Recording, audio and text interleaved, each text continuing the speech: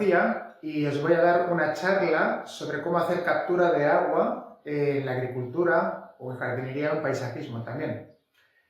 Esta charla está orientada a lugares donde estamos teniendo problemas de desertificación, pérdida de suelo, erosión y sobre todo lugares que por el cambio de clima que estamos teniendo están teniendo a ser cada vez más áridos, ¿vale? O semiáridos, como es el caso de Ibiza, que es donde estoy yo, y de hecho los datos que voy a presentar, el ejemplo que voy a hacer va a ser sobre la población de Santa Eulalia del Río, ¿vale?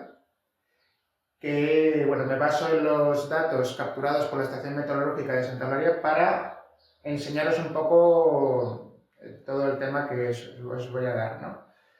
Aunque lo que os voy a contar sirve para cualquier lugar, cualquier agricultor o cualquiera que trabaje en la tierra o en el paisaje, está bien que sepa tres técnicas que voy a enseñar aquí para hidratar el paisaje otra vez, ¿vale? El objetivo es volver a hidratar el suelo.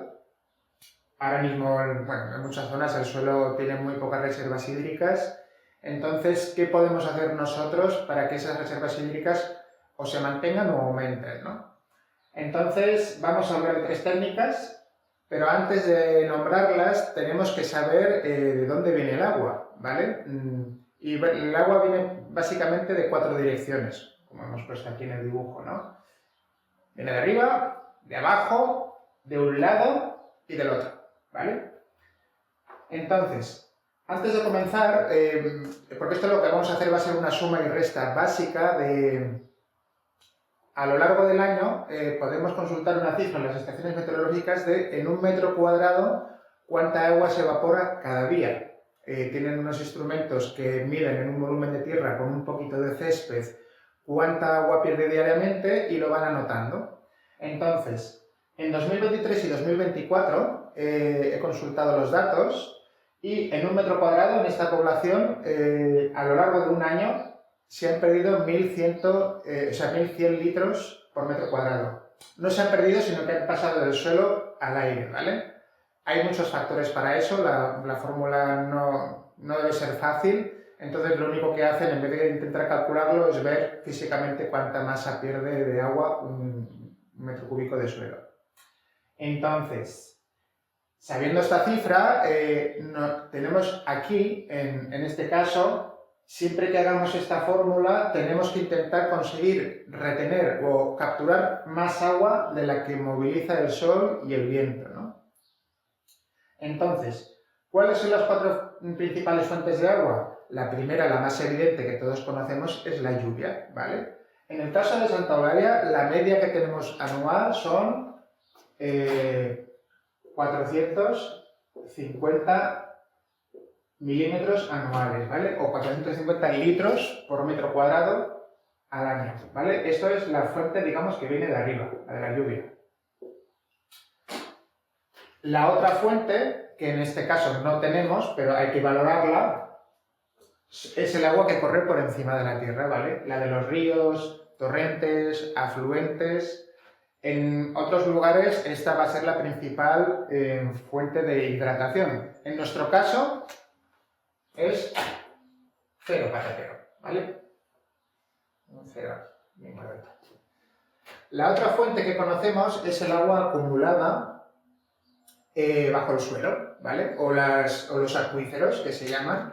Los acuíferos son unas reservas relativamente limitadas, ¿vale? Que se acumula el agua por encima de un nivel freático, vamos a marcar con otro color, un nivel, digamos, impermeable, que solo da la orografía del terreno.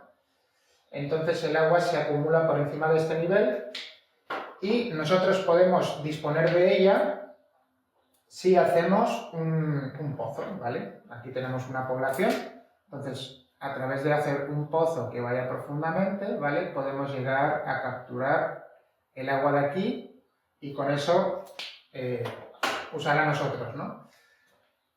Entonces, esta es otra de las fuentes que puedes tenerla o no. En nuestro caso, vuelve a ser una de nuestras... Bueno, no tenemos disponible esta reserva. Ahora mismo están muy bajas aquí. pero sobre todo para un agricultor o para alguien que haga jardinería, normalmente el agua del subsuelo no está disponible, ¿vale?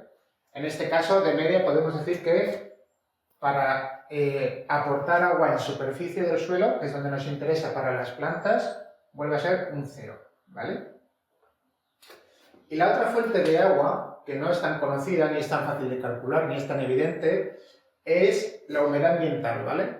En este caso la estoy pintando como si viniera del mar, pero realmente la humedad ambiental también se genera de la evaporación que hay en tierra, ¿vale? Y en este caso podemos decir, bueno, pues podemos dibujar aquí unas nuecitas para que parezca, no sé si me acuerdo,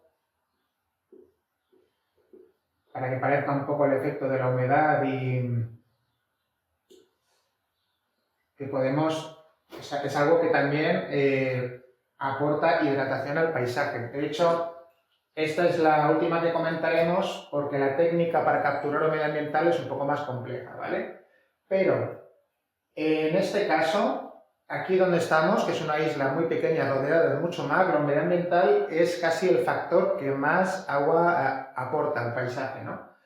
No hay una forma o una fórmula clara de medir cuánta agua es, ¿vale? A ver, voy a escribir un poco más gordo. Pero comparando el crecimiento de especies que nacen aquí de forma nativa y especies que nacen en otro lugar sin esta humedad ambiental, podemos decir que más o menos tenemos disponibles unos 400 milímetros anuales. Si conseguimos capturar esta humedad y meterla en suelo, sería más o menos esta cantidad. Como vemos, es casi lo mismo que el agua de lluvia, entonces en nuestro caso, que no tenemos otras fuentes de agua, es muy importante capturarla, ¿no? Entonces, esto es en nuestro caso particular, ¿vale? Aquí en Santolera del Río y demás. En otros lugares la peli cambia totalmente, en otros conozco una zona de Aragón, sobre todo, en la que las condiciones son muy diferentes. Llueve el doble, pero no hay nada de humedad ambiental, pero tienen río y acequias y tampoco tienen disponible agua subterránea en el área agrícola al menos, ¿no? También baja mucho hasta el nivel freático. Entonces, estas son las 4 fuentes principales de agua. Cada uno, os invito a que vayáis a la web del SIAR, luego os haré un pequeño vídeo explicativo de cómo sacar cuánta agua pierde un metro cuadrado de suelo en vuestra zona, y con ese número ya tenéis que intentar que esa agua que se pierda, ver de qué manera la gestionéis para recuperarla, ¿vale? En otros lugares, si hay acceso a ríos o acequias, casi ya lo tenéis ganado, ¿vale? En otros lugares no es así, no hay acceso a regadío, con lo cual ya las condiciones son más difíciles, y aquí es donde entran en juego las técnicas que os voy a comentar. La primera técnica es el key line o diseño en línea clave, que es una técnica para capturar el agua de lluvia y el agua de escorrentía, ¿vale? El agua de los ríos. Y cuando digo capturar, no me refiero a cogerla y guardarla, me refiero a que este agua hidrate el suelo, ¿vale? Que toda esta agua que cae vaya hidratando las capas superficiales del suelo, y esta hidratación superficial, si se va acumulando, acaba hidratando el suelo cada vez de manera más profunda, rellenando los acuíferos, ¿vale? O sea, si queremos tener acuíferos que estén más arriba, ¿vale? Y se acerquen más a la superficie y sea más fácil de coger ese agua, necesitamos retener el agua que viene de la lluvia y de la escorrentía. También luego veremos cómo hacerlo con la humedad ambiental. Pero de momento vamos con la línea clave. Esta es la primera de las técnicas que de momento voy a nombrarlas, ¿vale? Luego cada uno puede investigar, aunque más adelante en el vídeo os voy a explicar un poco más en profundidad en qué consiste cada una de estas técnicas. Bien, el key line o línea clave lo que hace, o lo que propone, es una forma de diseño de ir diseñando zanjas de infiltración. Digamos, lo que intenta es que el agua de forma natural en una pendiente que no absorbe nada, por ejemplo las rocas no absorben el agua, la tierra sí, si por ejemplo cae lluvia por aquí, la tendencia de la lluvia es ir lo más directamente posible, ¿vale? Siguiendo la pendiente y acumularse en las zonas de valle, ¿vale? Esto lo suelo hacer a tanta velocidad que el agua permanece muy poco tiempo en ese suelo y ese suelo se queda seco. Entonces, aunque está lloviendo, como el agua se va tan rápido, el suelo no se hidrata. El suelo tarda un tiempo en hidratarse. Tienes que dejar el máximo de tiempo el agua allí para que vaya permeando bajo el suelo. Entonces, lo que se propone en línea clave es generar una serie de obstáculos al agua para que vaya más lenta, para que no vaya tan rápidamente. Entonces, si hacemos terrazas, ¿vale? Por ejemplo, terrazas a nivel, y de una terraza se acumula el agua, ¿vale? Aquí hacemos una acúmulo de agua, y le damos un desagüe que vaya a otra terraza, ¿vale? Y luego de esta a otra, y luego de esta a otra, lo que estamos obligando al agua es a hacer un recorrido más largo en el mismo tiempo, o en más tiempo, mejor dicho.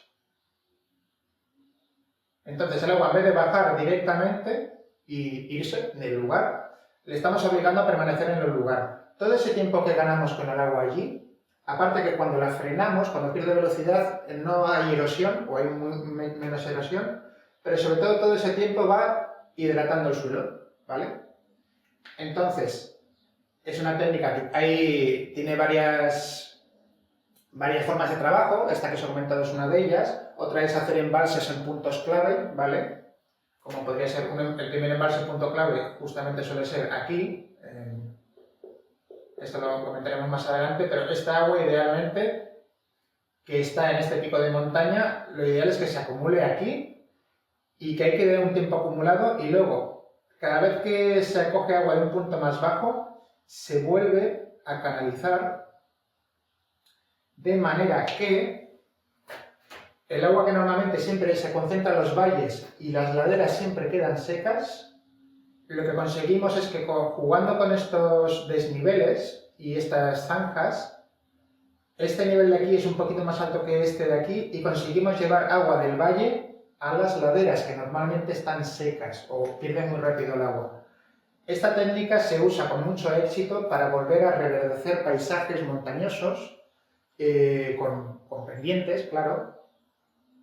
En paisajes sin pendiente no hay tanto que hacer. Es una técnica que funciona sobre todo cuando hay algo de pendiente y para redirigir el agua, y lo que consigues es reverdecer normalmente las laderas que cuestan mucho de que la naturaleza vuelva a colonizar, ¿no? O a poblar.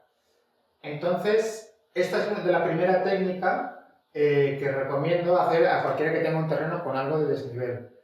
Esta misma técnica sirve para prevenir erosión, que no se pierda suelo, y bueno, algún otro beneficio más. Pero sobre todo, estos 450 milímetros que aquí nos llueven, si llueve y se va directamente al atajo, al mar, ¿vale? Porque un río siempre es el camino más recto al mar. Si el agua coge un atajo y queda muy poco tiempo en tierra, por mucho que llueva, este agua no se aprovecha. Nosotros queremos que este agua se quede totalmente aquí. Y para conseguirlo tenemos que frenarla lo más posible, incluyendo embalses y demás, ¿no?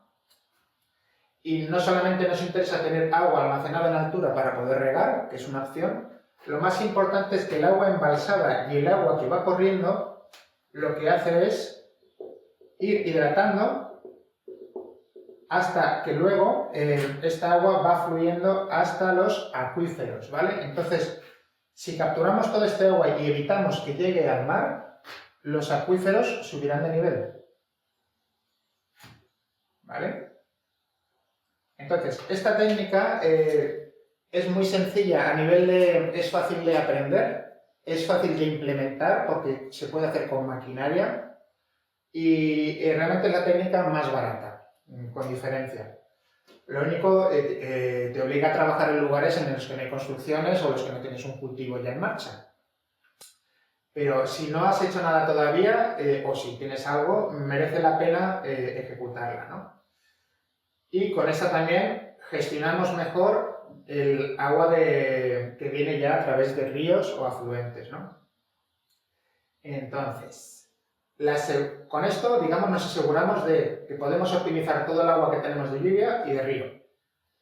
Luego, hay otra técnica que es el uso de coberturas, que quiere decir echar material vegetal sobre el suelo. Hay quien usa plástico en los cultivos para prevenir hasta un 25% de la evaporación del suelo, pero en este caso es insuficiente porque ese 25% es insuficiente.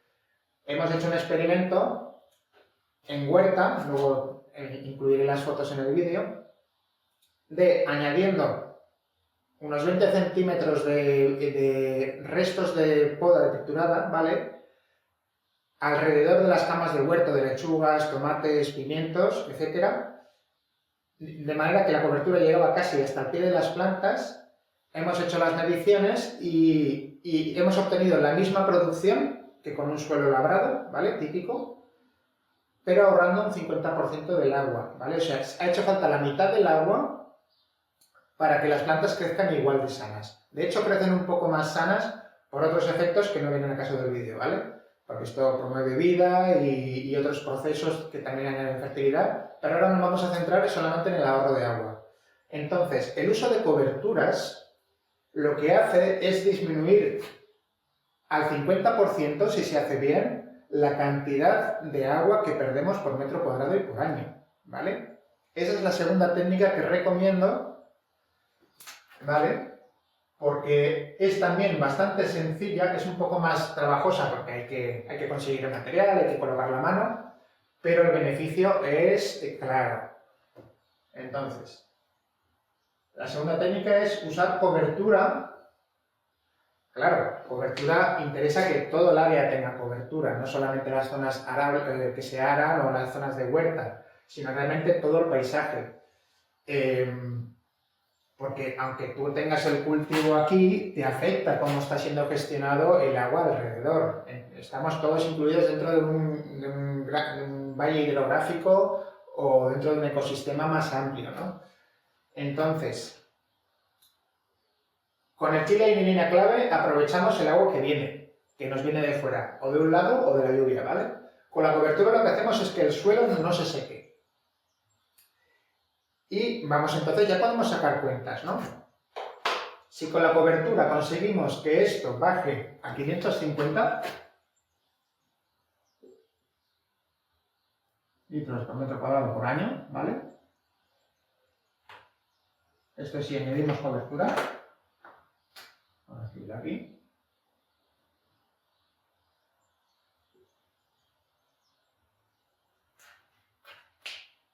Fijaros que esta cifra, todo esto os estoy diciendo que lo podemos replicar si en un suelo que es poroso y que retiene agua, que no todos lo son, hay un suelo compactado o un suelo rocoso no retiene agua. Entonces, no hace falta intervenir en ese suelo.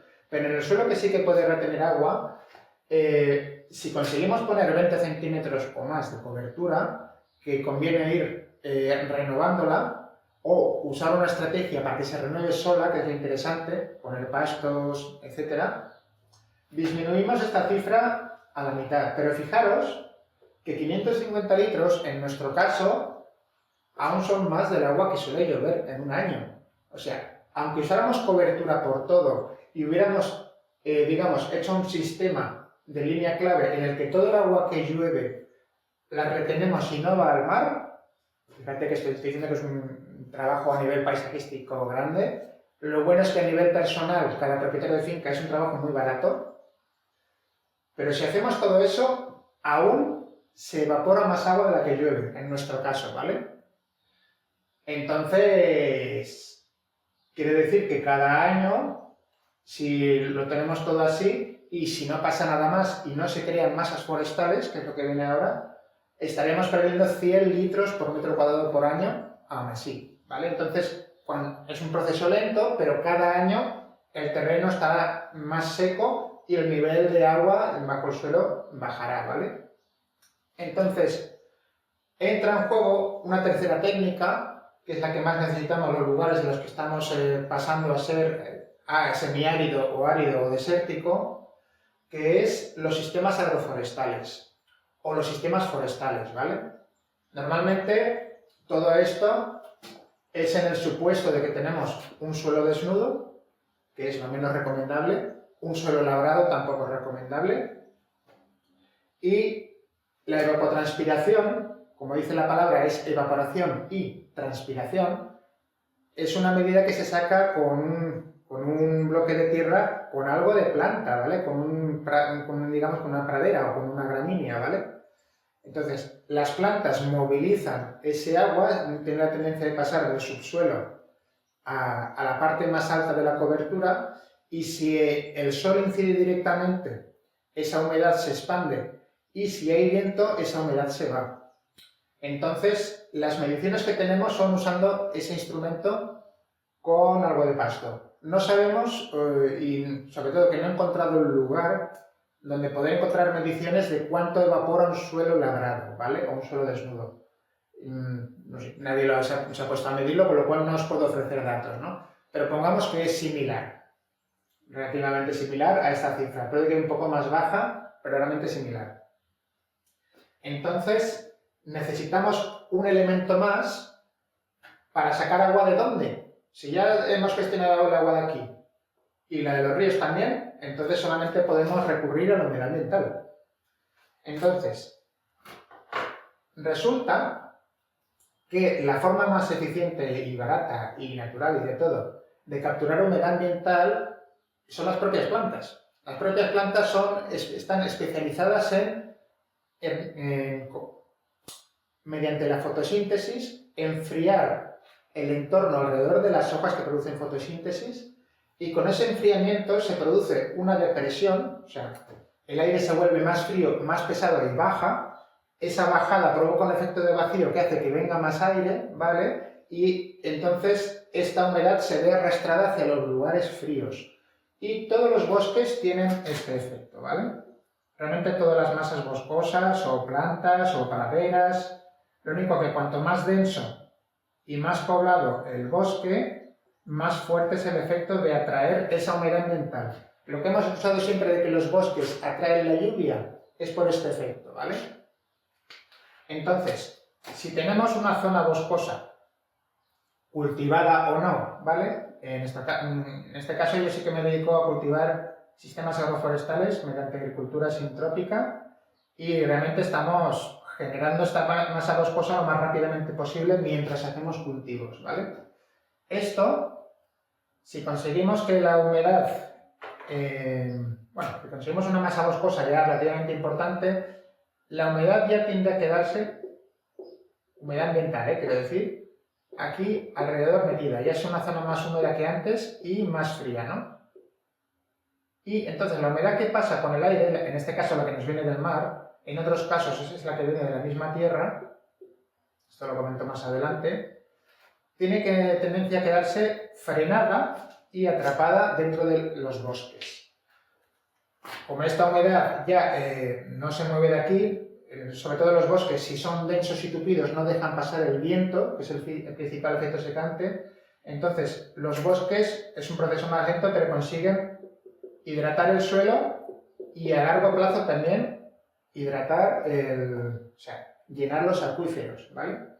Entonces, si sumamos entonces la línea clave más la cobertura, o sea, línea clave para aprovechar todo el agua de lluvia, que no se vaya ni un litro al mar. La cobertura para que ese suelo no se seque tan rápido. Y si le sumamos los sistemas agroforestales,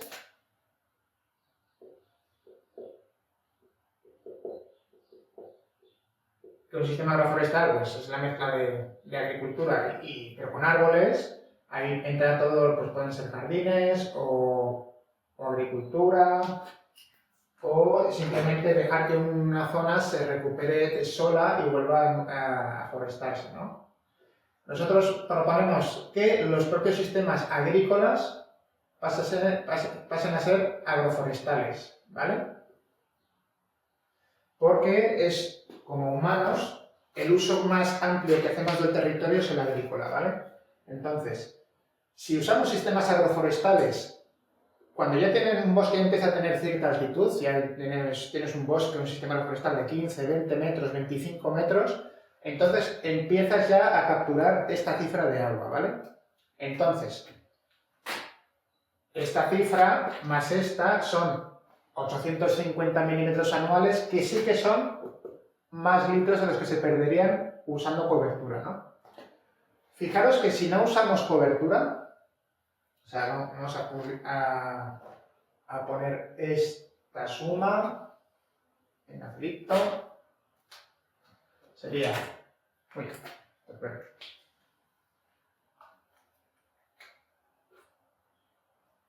la lluvia que tenemos aquí más la humedad, si lo capturáramos toda, aquí es un aproximado de 850 milímetros anuales, ¿vale? Entonces, esto es más que si usamos cobertura, pero si no usamos cobertura y volvemos a tener la cifra de arriba, aún no sería suficiente. Entonces, ninguna de estas tres técnicas de manera separada sería suficiente. Por eso en la charla os comento las tres, ¿vale? Y os hago esta pequeña suma y resta para que veáis un poco en nuestro caso, en nuestra isla, necesitamos usar los tres. No tenemos una fuente de río ni un acuífero lleno, no lo tenemos. Y aunque lo tuviéramos lleno, si hiciéramos un mal uso se iría vaciando con el tiempo, que es lo que ha pasado. Entonces, en nuestro caso, con estas tres sí que podríamos tener un balance positivo cada año, ¿vale? En este caso serían 850 menos 550, si tuviéramos toda la isla con emboscada o con sistemas agroforestales con línea clave y que no quedara ni un palmo de suelo sin cubrir, con una buena cobertura estaríamos teniendo 300 mililitros anuales de sobrante, ¿vale? Serían 850 menos 550, tendríamos 300 litros por metro cuadrado por año, que estos son los que irían caminando lentamente a hidratar los acuíferos.